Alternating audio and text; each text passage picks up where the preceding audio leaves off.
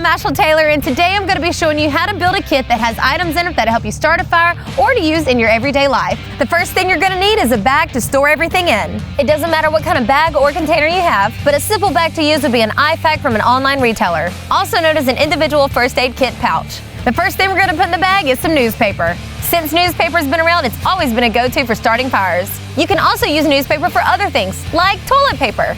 Next is some rolled gauze. It doesn't take much of this to have a fire starter that will burn for a bit. This is nice because you can save the rest just in case there's a first aid situation.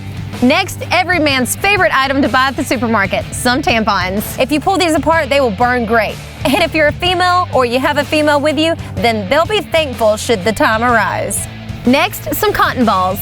These are a great source to start a fire. They don't burn long, but a few of these can get you a fire started. These also have tons of other uses while camping, from cleaning wounds to stopping bleeding. Next, my favorite item, some chips. Some chips burn better than others, but many will burn very well for quite a while. They are a great way to start a fire and will also give you a snack for your hike. Next, some gum with foil wrapping and some extra batteries. If you tear a piece of foil long ways with it being very skinny in the middle and hold both ends of the foil on a AA battery, you'll be able to start a fire on a cotton ball. Besides, this will give you gum to chew and extra batteries for any accessories you have. And last, some general fire starters like some matches and a lighter, because you always need an easy fire source, in case you just want to go about starting a fire the easy way.